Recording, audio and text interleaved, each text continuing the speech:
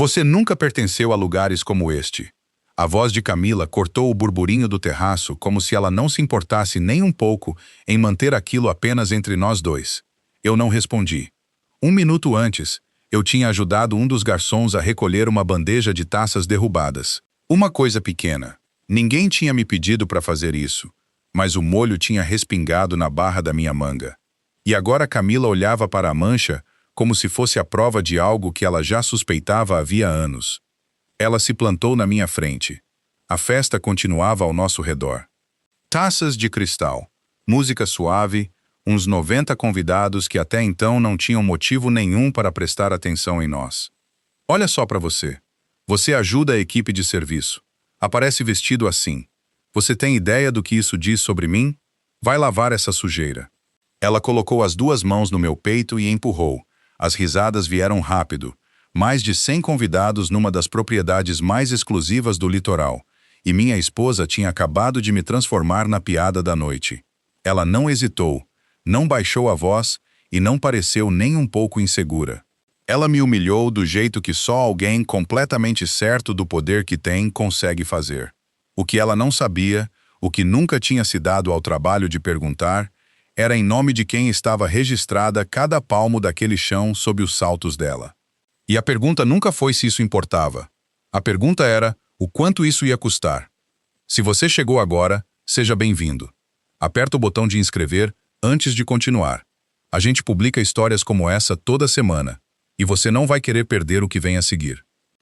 Meu nome é Otávio Bittencourt, e durante a maior parte da minha vida adulta, fiz um esforço deliberado para ser invisível.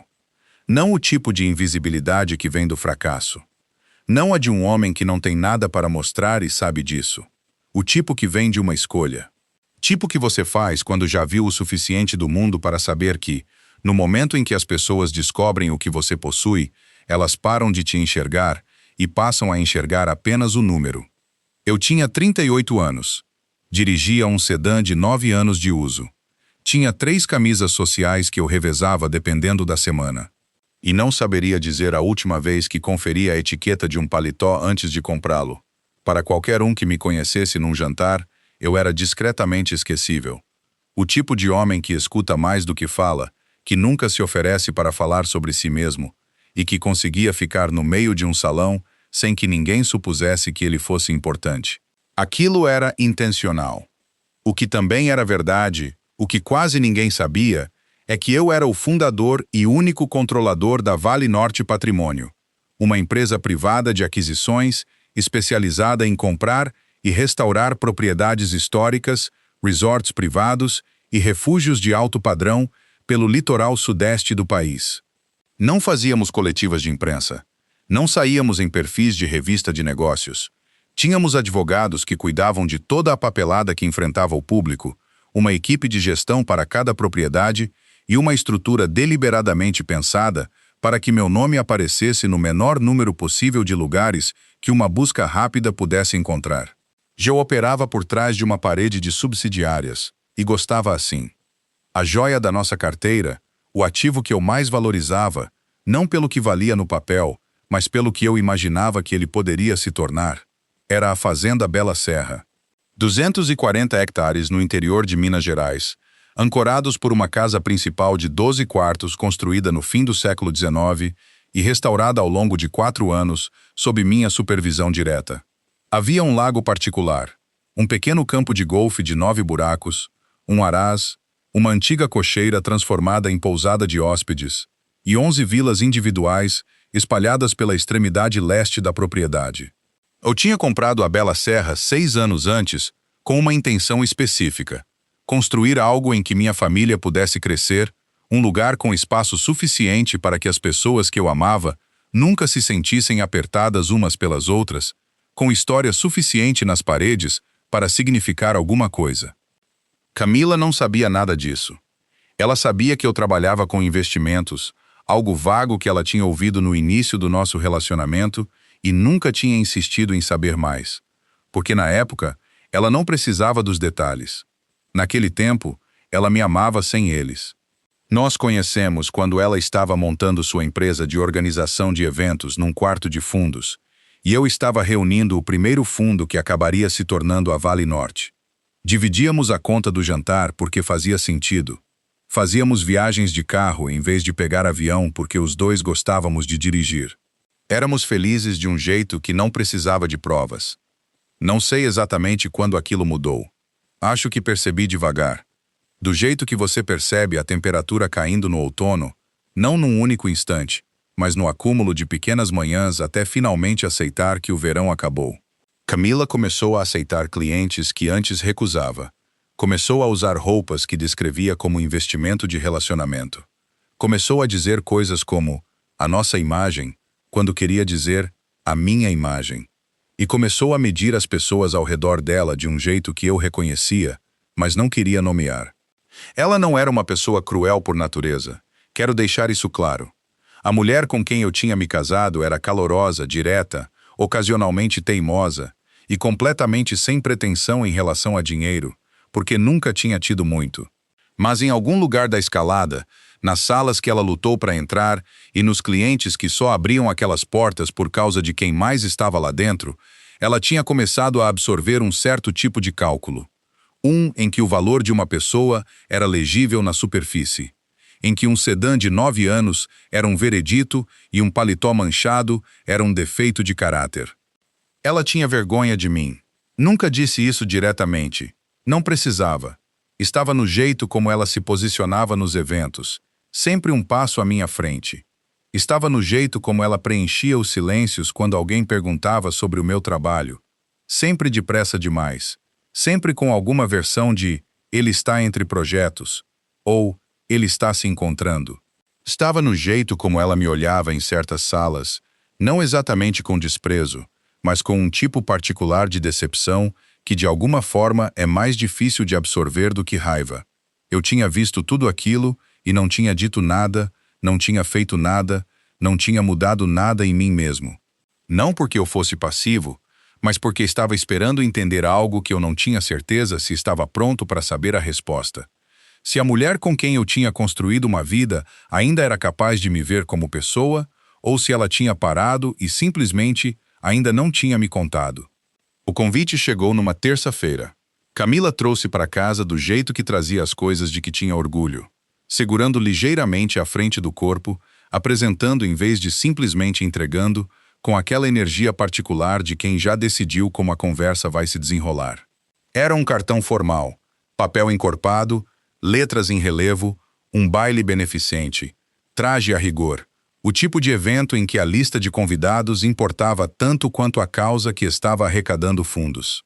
E o local, impresso em fonte serifada elegante no rodapé do cartão, era a Fazenda Bela Serra. Li 2 vezes. Mantive o rosto neutro, o que não foi difícil. Eu tinha passado anos treinando manter o rosto neutro. Camila tinha fechado aquele contrato para organizar o evento. Não apenas comparecer, organizar. Produção completa, fornecedores, buffet, coordenação, layout, fluxo de convidados, tudo. Era o maior contrato que a empresa dela já tinha fechado. E ela sabia disso. A cliente era uma fundação com conexões significativas. O tipo de organização cujos membros do conselho conheciam outros membros de outros conselhos. E um evento bem-sucedido ali poderia levá-la a um patamar de clientela que ela vinha perseguindo havia 3 anos. Ela não estava errada em estar empolgada. Era uma conquista de verdade, e numa noite diferente, numa versão diferente do nosso casamento, eu teria dito isso a ela claramente. Em vez disso, disse que parecia uma oportunidade significativa. E eu falava sério. Ela aceitou o elogio do jeito que vinha aceitando a maioria das coisas que eu dizia ultimamente, com um breve aceno que sugeria que ela esperava mais entusiasmo, mas não se surpreendia com a ausência dele. Quando perguntei se ela gostaria que eu fosse, ela ficou quieta por um instante, do jeito que significava que estava calculando alguma coisa. Pode vir, ela disse por fim. Depois vieram as condições. Ela as expôs com a mesma eficiência ríspida que usava ao instruir a equipe de eventos. Não me envolver demais com os convidados. Ela estaria trabalhando e a última coisa de que precisava era gerenciar uma conversa paralela. Não mencionar nada sobre nossas finanças, especialmente na frente dos clientes da fundação. E se algo parecesse estranho ou desconfortável, que eu me retirasse discretamente em vez de fazer uma cena, ela disse tudo num tom razoável, como se os termos fossem simplesmente práticos, como se estivesse me poupando de uma noite que de outra forma poderia me sobrecarregar. Concordei com tudo. Não contei a ela que eu tinha comprado a fazenda Bela Serra 6 anos antes por pouco menos de 7 milhões de reais. Não contei que Ricardo Falcão, que administrava a propriedade em nome da Vale Norte Patrimônio, trabalhava para mim havia 5 daqueles 6 anos e me reconheceria no instante em que eu atravessasse o portão. Não contei que minha assinatura estava nas autorizações originais de restauração, nos contratos de utilidades, nos acordos de trabalho da equipe e na própria escritura, registrada sob o nome de uma subsidiária, sem nenhuma conexão pública óbvia com Otávio Bittencourt. Não disse nada sobre nada disso. Não por crueldade, não porque eu quisesse armar uma cilada. Quero ser honesto sobre meus motivos porque eles importavam então e importam agora. Fiquei calado porque genuinamente não sabia o que ia encontrar ao entrar naquela propriedade com minha esposa. E eu vinha observando ela se afastar cada vez mais da pessoa que costumava ser.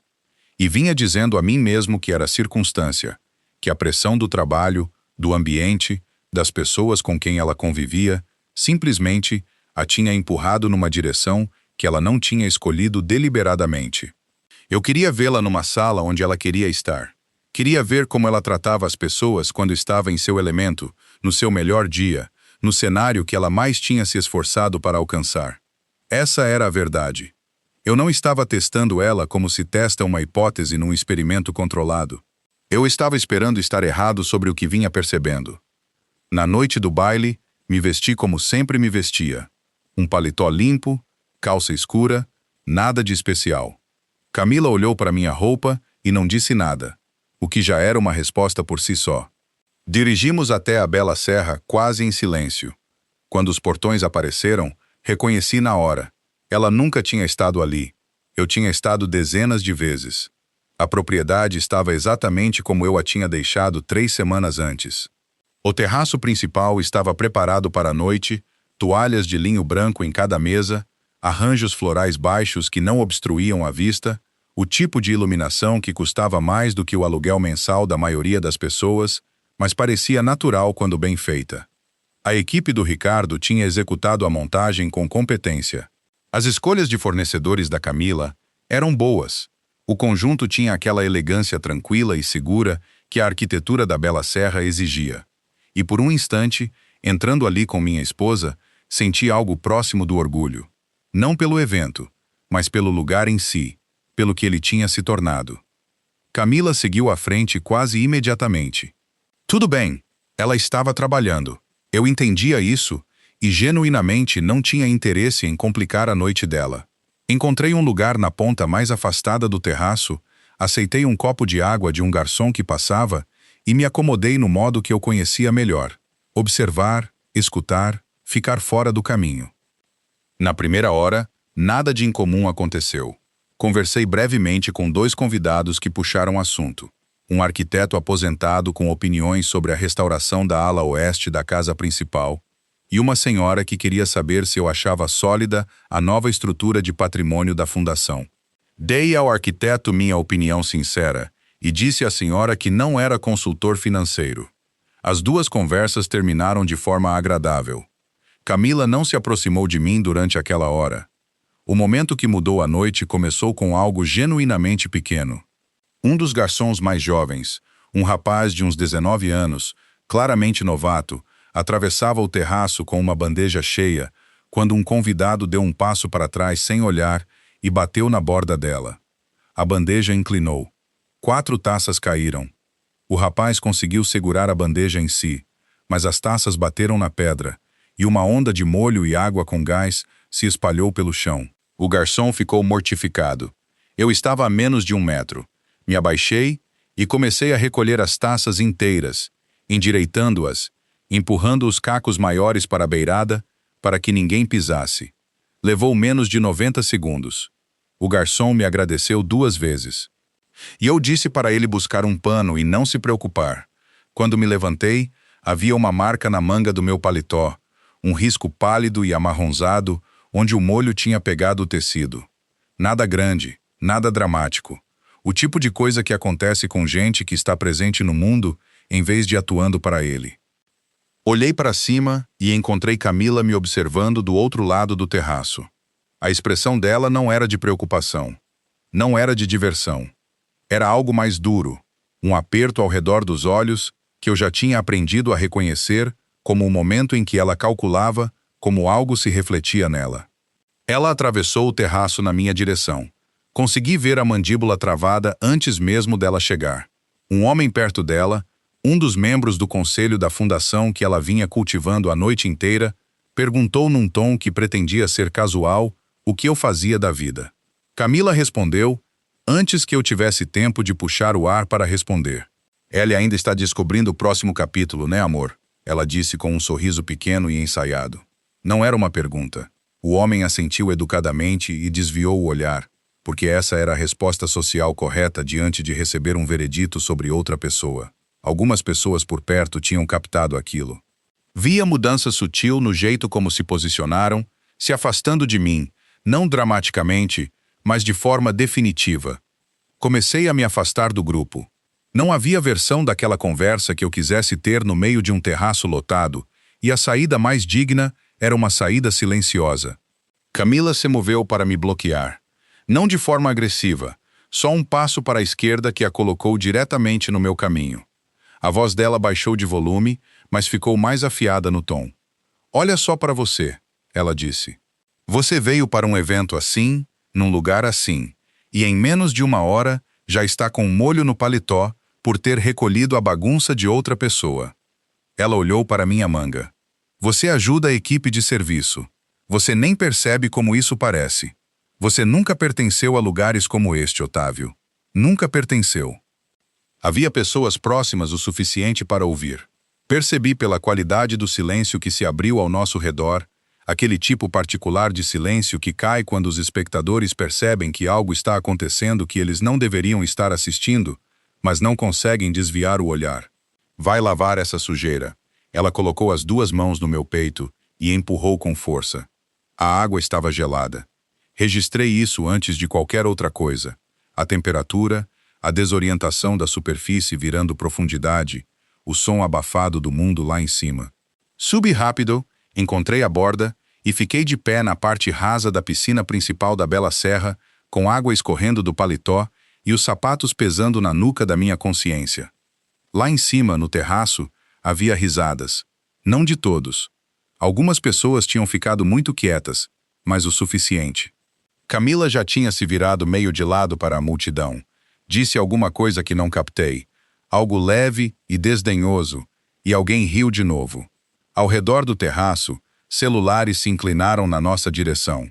Camila não os impediu. Fiquei parado na água por um momento.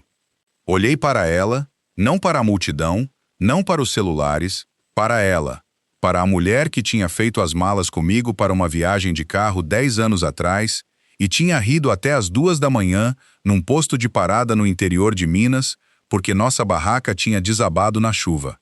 Olhei para ela e entendi que estava cansado de esperar para estar errado sobre o que vinha percebendo. Saí da piscina e tomei minha decisão. Não me apressei. Essa foi a primeira coisa. Levei meu tempo subindo os degraus da piscina. Aceitei a toalha que um funcionário trouxe na hora, porque eles sabiam, sempre souberam, e nenhum deles disse uma palavra fora de hora. E fiquei na beira do terraço tempo suficiente para deixar a água acabar de escorrer da bainha do paletó. Camila continuava trabalhando a multidão. Era a única forma de descrever aquilo. Ela tinha virado a chave quase instantaneamente, voltando ao registro da organizadora de eventos competente e polida, calorosa com os convidados, eficiente com a equipe e completamente indiferente ao fato de ter acabado de empurrar o próprio marido numa piscina na frente de mais de 100 pessoas. Pede a um funcionário que encontrasse Ricardo Falcão e o trouxesse até mim. Falei baixo e sem urgência. Apenas um pedido, do jeito que eu tinha feito centenas de pedidos na Bela Serra ao longo dos anos. Alguém me ouviu. Um homem parado perto o suficiente, um dos convidados da fundação, bem vestido, copo de uísque na mão, Se virou com uma expressão em algum ponto entre ceticismo e diversão leve. Vai chamar o gerente? Ele disse. O quê? Vai reclamar por ter se molhado? Duas mulheres por perto trocaram um olhar. Uma delas sorriu. Não respondia nada daquilo. Camila percebeu o pedido se espalhando pela multidão e estava ao meu lado em 90 segundos, baixando a voz para o tom que usava quando queria administrar alguma coisa sem tornar visível. Otávio. Ela se posicionou entre mim e o grupo mais próximo de convidados. Seja lá o que você está fazendo, para. Você está se envergonhando mais do que já se envergonhou. Ela olhou por cima do ombro, confirmou que ninguém estava prestando atenção de perto o suficiente e voltou a olhar para mim. Vou arranjar uma camisa seca para você. Só entra e espera. Não preciso de camisa, eu disse. Então do que você precisa? Do Ricardo. Ela me encarou por um instante e depois produziu um sorriso pequeno e cuidadoso, do tipo que ela usava quando queria parecer composta, enquanto na verdade ganhava tempo. Ela foi procurar o Ricardo sozinha, claramente com a intenção de chegar até ele primeiro, de moldar o que estava prestes a acontecer antes que eu pudesse. Ela o encontrou na beirada do terraço, perto da passagem leste. Vi ela colocar a mão brevemente no braço dele. Vi ela dizer algo num tom baixo e de desculpas. A postura dela era a postura de uma profissional administrando uma situação pessoal constrangedora, ligeiramente curvada para a frente, autodepreciativa, dando a impressão de que ela era a pessoa razoável ali, limpando a bagunça de outra pessoa. Ricardo a escutou educadamente. Depois olhou além dela e me encontrou, e a expressão dele mudou para aquela que eu conhecia de 5 anos trabalhando juntos. Atento, firme, esperando instrução. Ricardo, eu disse, alto o suficiente para carregar. Feche o portão leste. Suspenda todos os contratos de serviço ativos do evento. O terraço ficou em silêncio. Não o silêncio educado e murmurante de uma multidão dando espaço a uma conversa privada, mas o silêncio completo de uma sala onde algo se tornou de repente, inconfundivelmente, errado. Ricardo não hesitou. Sim, senhor Bittencourt. Camila se virou para me olhar. Eu já tinha pedido a um funcionário que trouxesse o contrato de produção do evento, o acordo entre a Fazenda Bela Serra e a empresa da Camila que regia os termos da noite. Chegou numa pasta de papel manilha em 3 minutos. Ricardo a colocou sobre a mesa de bebidas ao meu lado e a abriu na cláusula de rescisão. Li a seção relevante uma vez, embora já soubesse o conteúdo. O contrato incluía uma cláusula padrão de conduta, cobrindo todo o pessoal operando em nome da organizadora, uma cláusula que se aplicava quando ações na propriedade criavam responsabilidade, dano de reputação ou violavam os termos do acordo com o local. Empurrar o dono da propriedade na própria piscina, na frente de mais de 100 convidados, não era uma área cinzenta. Assinei a linha de rescisão. Abaixo da minha assinatura, no campo destinado à parte autorizadora, escrevi o que sempre escrevia nos documentos legais da Bela Serra. Otávio Bittencourt, proprietário, Vale Norte Patrimônio. Fechei a pasta e devolvi ao Ricardo. A presidente do evento da fundação, uma mulher composta na casa dos 60 anos, que já tinha dirigido organizações maiores do que a maioria das empresas com que eu já tinha lidado, estava parada perto o suficiente para ver o bloco de assinatura. Ela olhou para a pasta. Olhou para mim. Olhou para Camila. Não disse nada de imediato. Não precisava. O ajuste na expressão dela foi preciso e completo, do jeito que um profissional recalibra quando percebe que a sala em que está parado pertence a alguém que acabou de ver sua contratada humilhar publicamente. Camila não tinha se movido.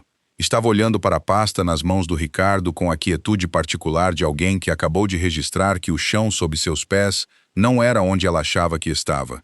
Ao nosso redor, o terraço tinha se fragmentado em pequenas conversas urgentes. Convidados se inclinando uns para os outros, celulares baixando. O barulho fácil e festivo da noite não tinha voltado e não ia voltar. Olhei para minha esposa. Precisamos conversar, eu disse. Lá dentro. A biblioteca ficava no 2º andar da casa principal, no corredor leste. Era um cômodo onde eu tinha passado bastante tempo ao longo dos anos. Pé direito de quase 4 metros, estantes embutidas do chão ao teto em 3 paredes, um par de poltronas de couro voltadas para uma lareira que não tinha sido acesa naquela noite. E eu mesmo tinha escolhido a maioria dos livros daquelas estantes durante o período de restauração, quando o cômodo estava vazio e a coleção do antigo proprietário tinha sido vendida em leilão. Eu queria que o ambiente parecesse usado em vez de decorativo, como se alguém realmente vivesse ali. Camila nunca tinha entrado naquele cômodo antes daquela noite. Ela fechou a porta atrás de si e se virou para mim com a expressão que usava quando decidia que a melhor defesa era um ataque controlado. Você precisa explicar o que acabou de acontecer, ela disse. Vou explicar, eu disse, mas quero mostrar uma coisa antes. Havia um quadro na parede norte, uma paisagem, do século XIX, original da casa. Eu tinha mantido no lugar durante a restauração porque pertencia ali. Atrás dele, havia um painel recuado que eu tinha adicionado durante a reforma. E atrás do painel, um pequeno cofre de combinação. Abri. Dentro havia uma pasta de documentos que eu mantinha na Bela Serra exatamente para o tipo de situação em que alegações verbais exigiam confirmação imediata em papel. Retirei o arquivo relevante e coloquei na mesa de leitura entre nós. Camila olhou para os documentos sem tocá-los. A primeira página era uma cópia autenticada da escritura da Fazenda Bela Serra, 240 hectares, a casa principal, todas as estruturas anexas, o lote do lago, os terrenos de equitação, o conjunto de vilas na fronteira leste. O nome na escritura era Vale Norte Patrimônio Ltda. A página seguinte era o resumo de divulgação corporativa da Vale Norte Patrimônio, o documento que mapeava a estrutura societária da empresa e identificava seu controlador. O nome no topo era o meu. Ela leu 2 vezes. Vi os olhos dela voltarem ao início e percorrerem tudo de novo devagar, do jeito que você relê algo quando a primeira leitura não produz o resultado que você esperava. Ela largou a página. Saiu da biblioteca sem dizer uma palavra. Eu a segui a uma certa distância. Ela foi procurar o Ricardo, o que eu já esperava. Esperei no corredor enquanto ela perguntava a ele, com uma voz despojada de toda a confiança anterior, se o que tinha acabado de ler era verdade. Ricardo confirmou do jeito que confirmava tudo, diretamente, sem comentários, sem satisfação visível. Sim, Otávio Bittencourt era o proprietário registrado. Sim, havia 6 anos. Sim, a empresa de gestão, as operações das vilas, os contratos de eventos, a equipe de manutenção, tudo operava sob o guarda-chuva da Vale Norte Patrimônio, que o Sr. Bittencourt controlava por completo. Camila ficou muito quieta enquanto ele falava. Depois fez a pergunta que eu vinha esperando, a que ela vinha rodeando nos últimos 10 minutos. Quanto? Ela disse. Ricardo olhou para ela, depois para mim. Dei um passo à frente. Essa não é a parte que importa, eu disse. Quanto, Otávio? O suficiente, eu disse, para saber que dinheiro nunca foi o que te deixou envergonhada de estar ao meu lado. Você ficou envergonhada porque presumiu que eu não tinha. E essa presunção me disse algo que eu precisava saber. Ela absorveu aquilo por um instante. Depois algo mudou no rosto dela. Não colapso, não contrição, mas algo mais duro. Um ressentimento que eu reconheci que vinha se acumulando havia um tempo e finalmente tinha encontrado sua justificativa. Ela voltou para a biblioteca. Eu a segui. Fechou a porta de novo, e dessa vez, quando se virou, a voz dela tinha um fio que eu nunca tinha ouvido antes, ou nunca tinha me permitido ouvir. Você sabia, ela disse, você sabia que essa era sua propriedade no instante em que te mostrei aquele convite. Sim, e não disse nada. Não, você me deixou planejar esse evento. Me deixou assinar contratos com sua propriedade. Me deixou trazer fornecedores e clientes e convidados da fundação para dentro da sua propriedade enquanto você ficava ali parado com aquele paletó e não dizia absolutamente nada. Ela parou. E você chama isso de quê exatamente? Observação. Pesquisa. Testar você. Eu queria ver quem você era quando achava que ninguém estava olhando. Você estava olhando, ela disse. O tempo todo. Esse é o problema. Ela respirou fundo.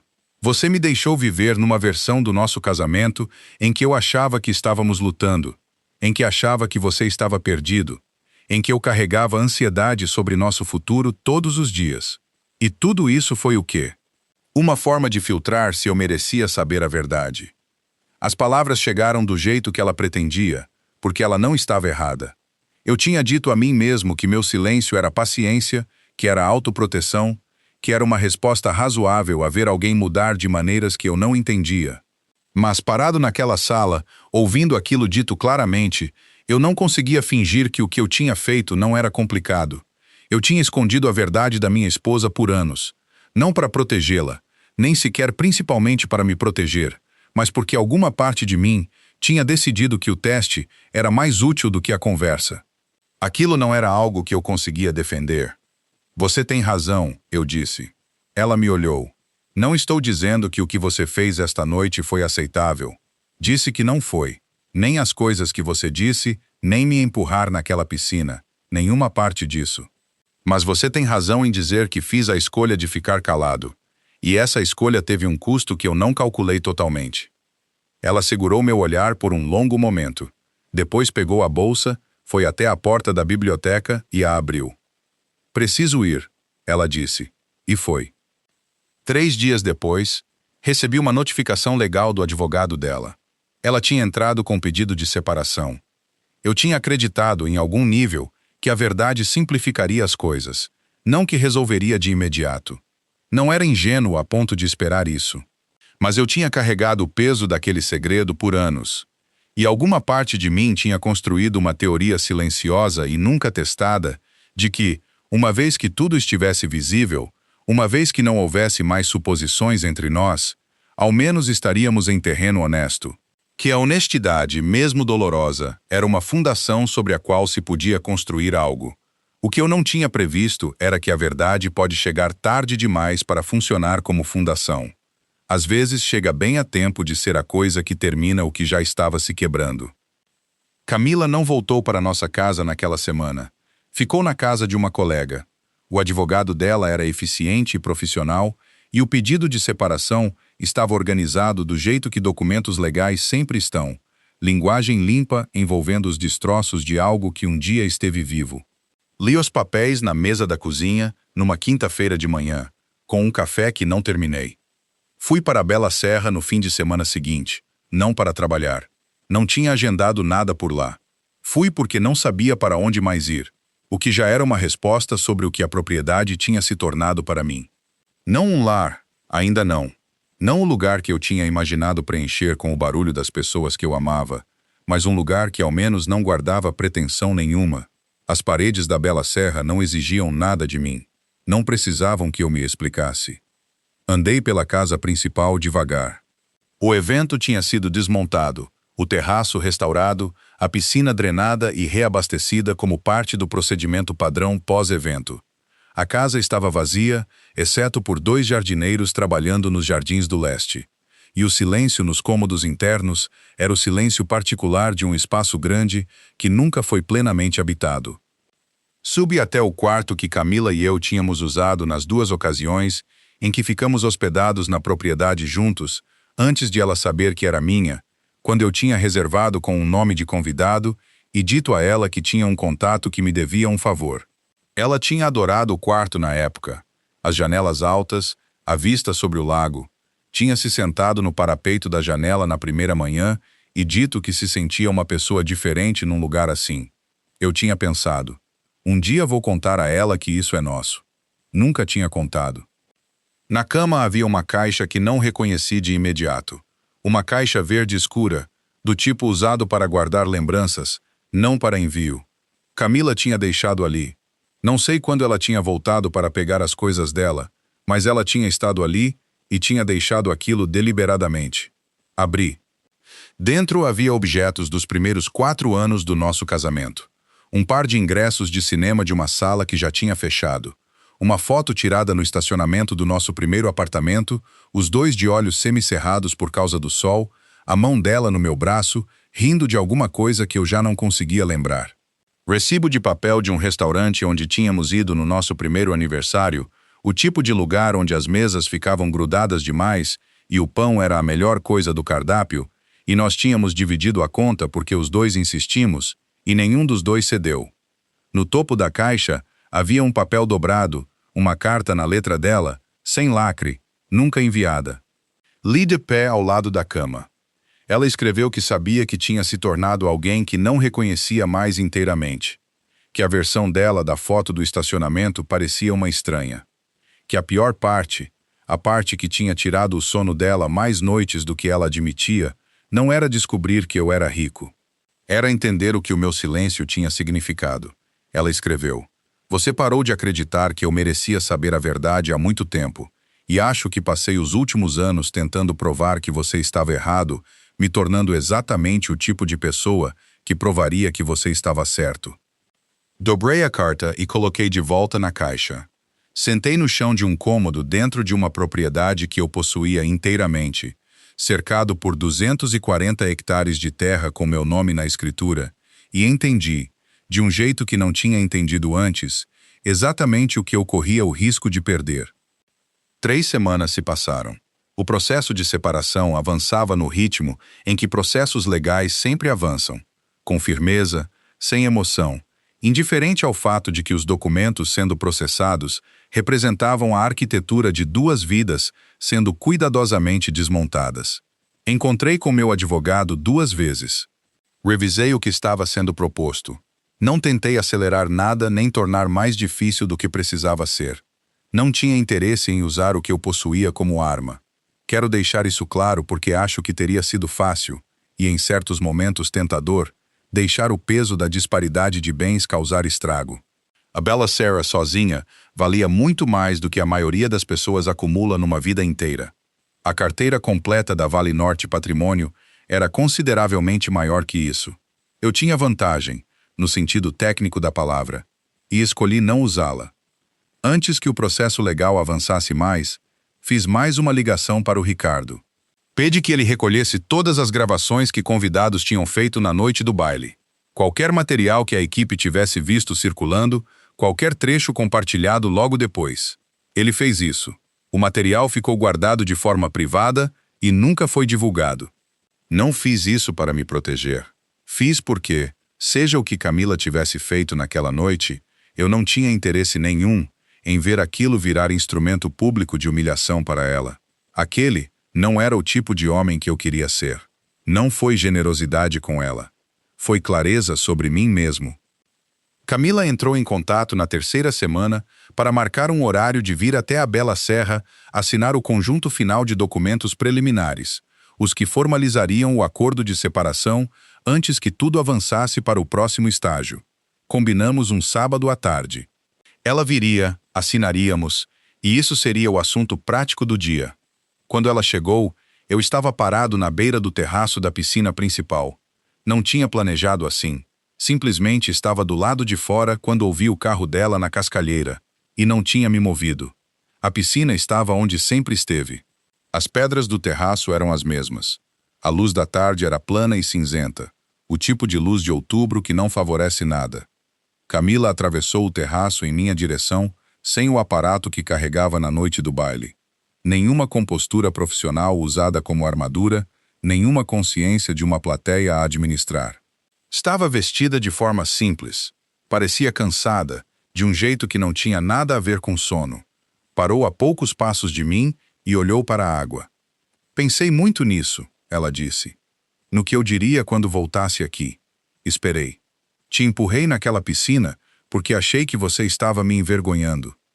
Ela manteve os olhos na água. Fiquei parada na frente de todas aquelas pessoas e decidi em uns 4 segundos que te humilhar valia a pena, que ia repercutir de um certo jeito com aquela multidão, e isso era mais importante que... Ela parou. Do que você. Ela se virou para me olhar diretamente. A pessoa que ficou envergonhada naquela noite fui eu. Não por causa de nada que você fez. Por causa do que eu estava disposta a fazer. Não respondi de imediato. Também tinha pensado nessa conversa, no que sentiria quando acontecesse, se sentiria a raiva que esperava sentir ou outra coisa. O que senti ali de pé não foi raiva nem alívio. Foi um tipo de reconhecimento cansado, como finalmente largar algo pesado que você carregava havia tanto tempo que tinha parado de notar o peso. O pedido de desculpas importa, eu disse. Quero que você saiba que não é nada.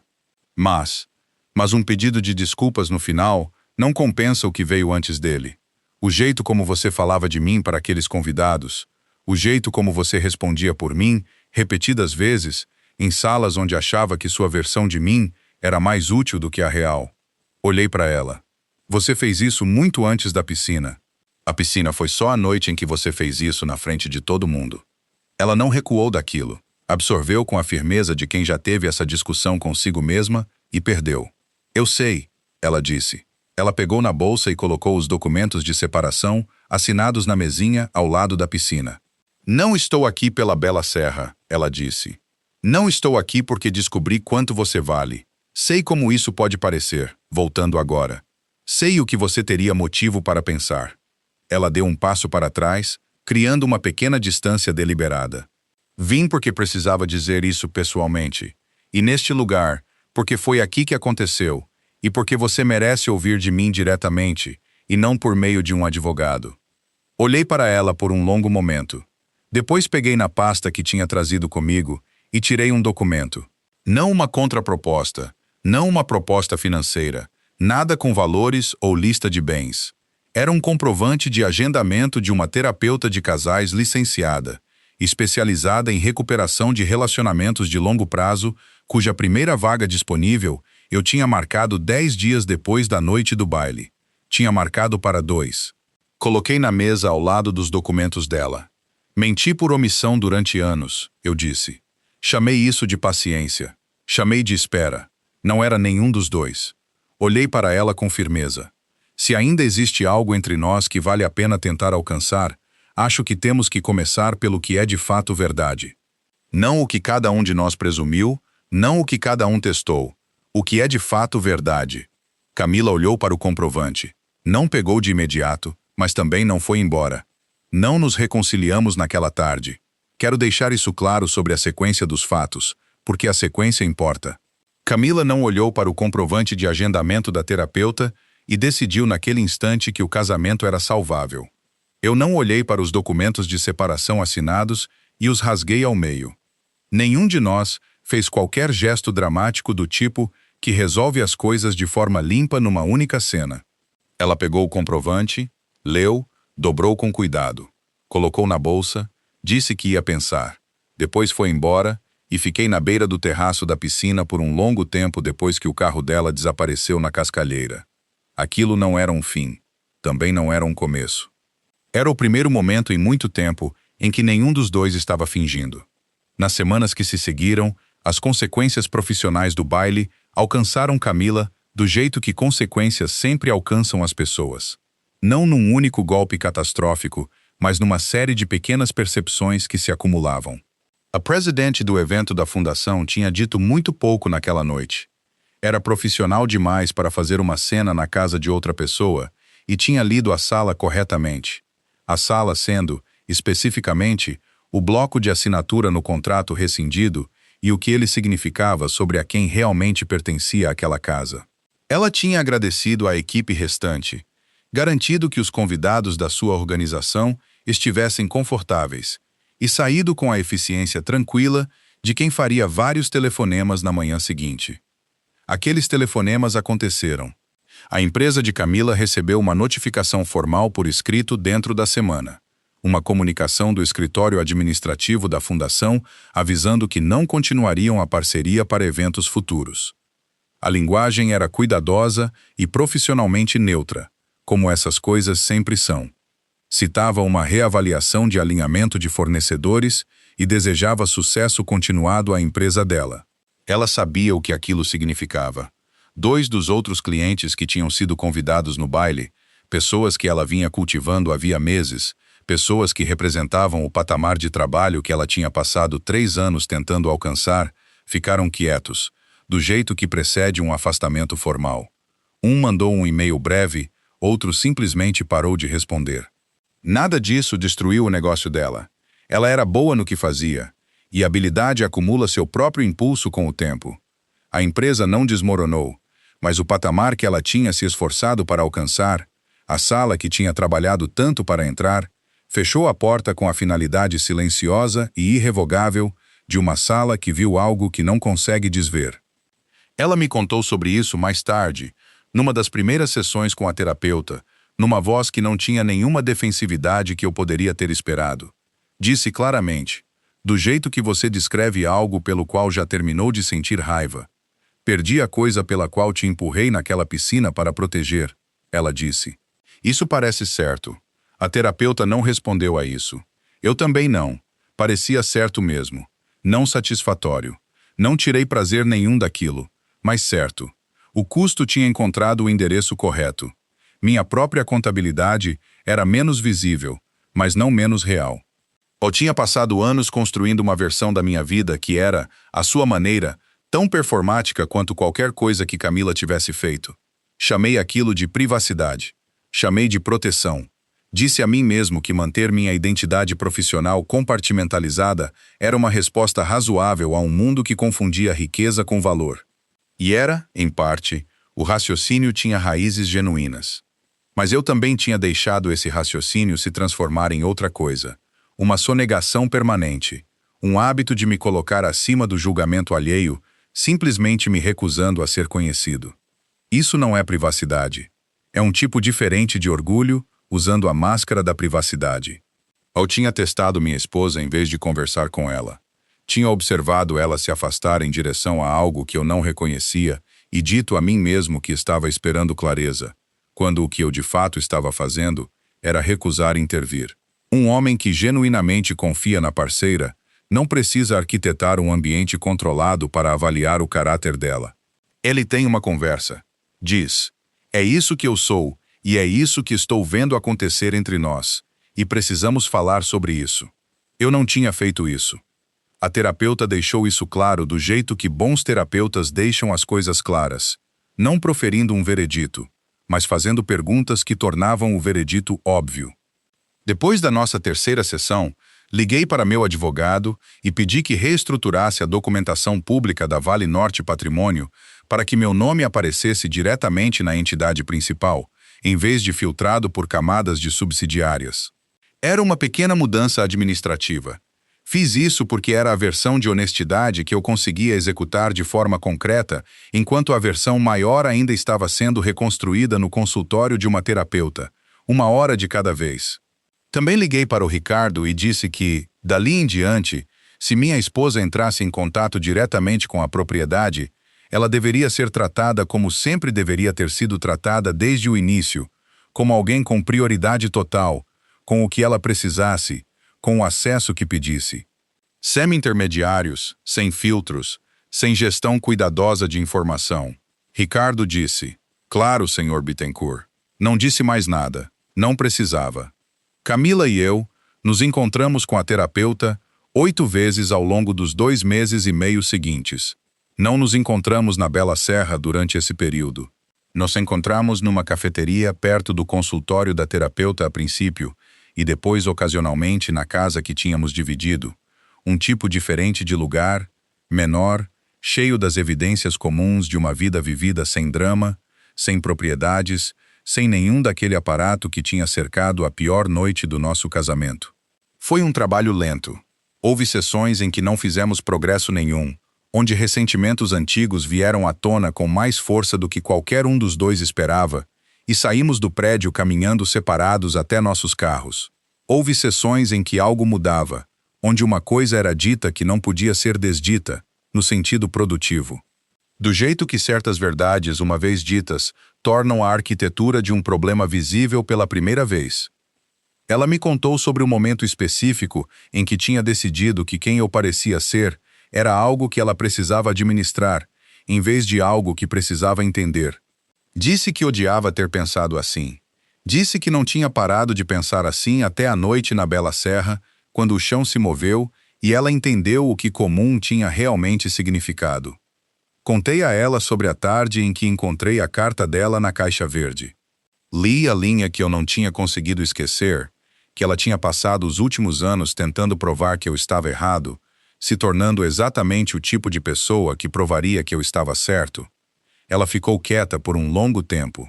Eu não sabia que você ia encontrar isso, ela disse. Eu sei.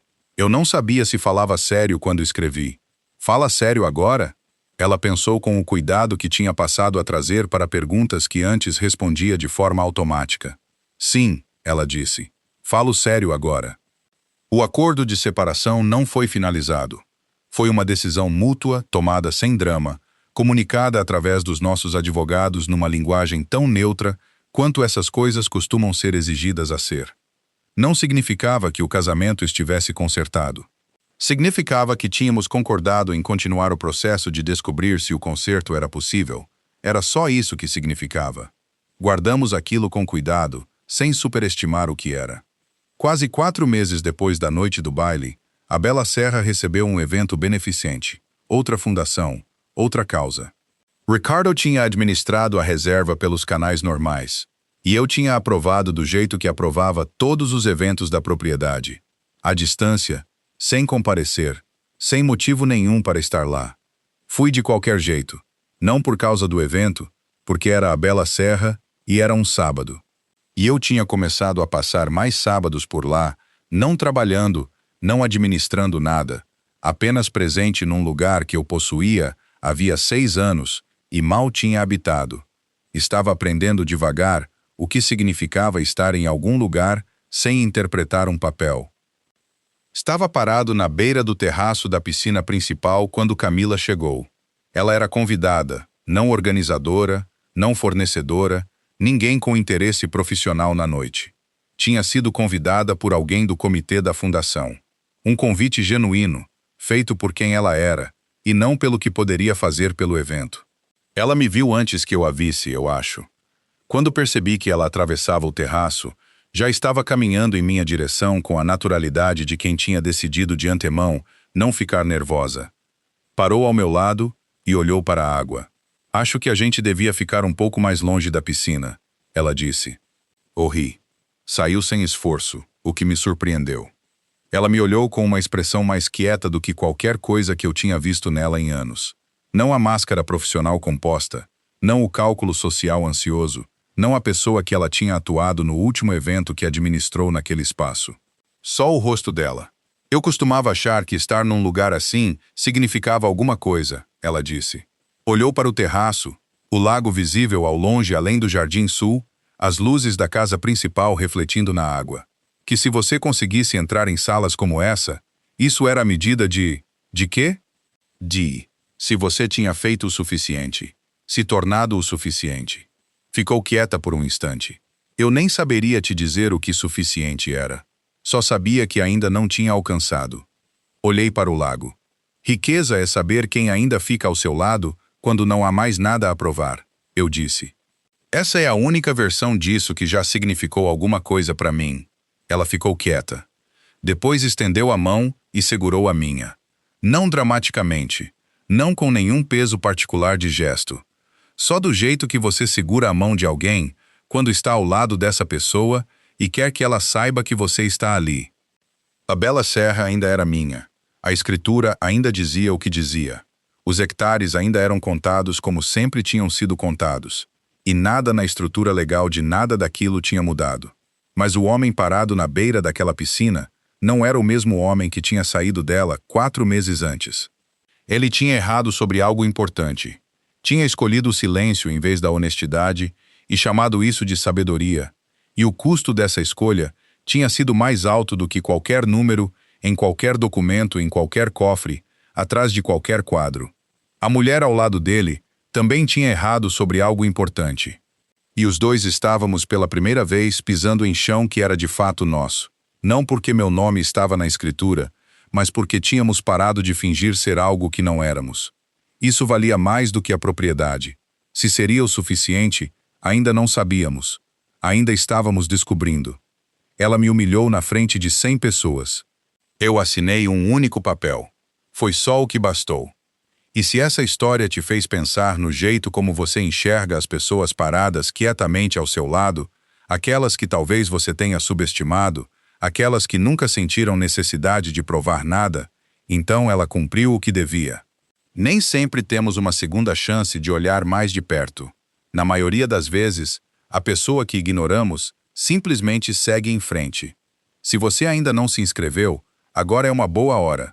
Novas histórias saem toda semana, e algumas delas vão ficar com você por muito mais tempo do que você imagina.